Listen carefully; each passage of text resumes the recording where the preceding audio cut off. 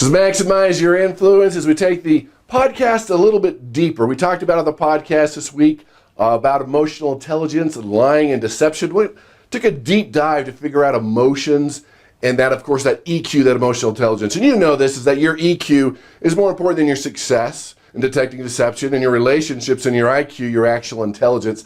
And a lot of people don't even understand it. They've never even taken a class on how it works. And there's really 4 aspects of emotional intelligence. The first one is you have to identify that emotion. What is that emotion? What are you feeling? It's not this weird sensation inside. You know exactly that's anger, resentment, frustration, that's happiness, that's surprise. Being able to identify that emotion is the first step of emotional intelligence. The second is to understand the why and the what, okay? Why is this happening? What's going on? What do I need to do about it? It's not just this feeling that you're feeling. Emotions are like gauges on your car. They're telling you what's happening on the inside. You don't just ignore them. You're looking at those gauges. Those are your emotions. You have to be aware of them.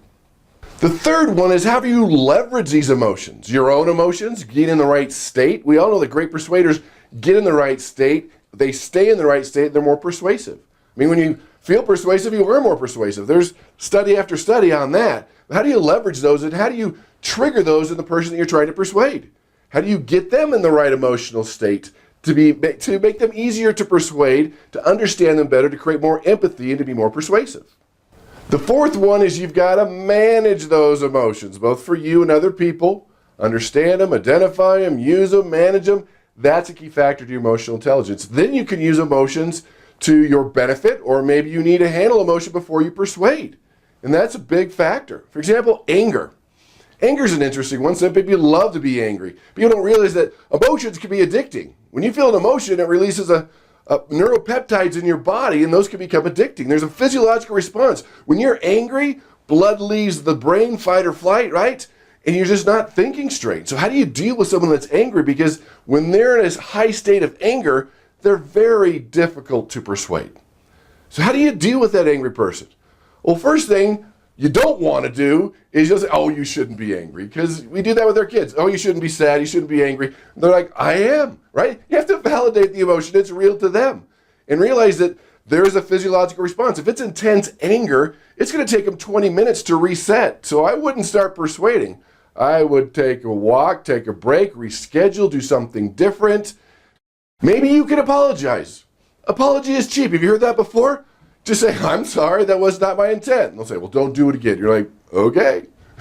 Move on. Because with anger, they're looking for someone to blame. Let them blame you. If it's appropriate, it's not always appropriate, but that might work in the situation.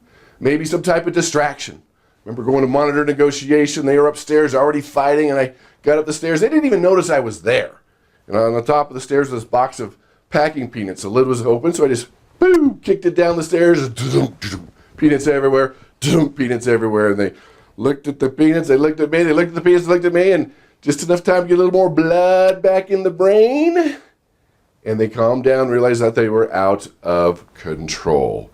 Sometimes you can find a common enemy.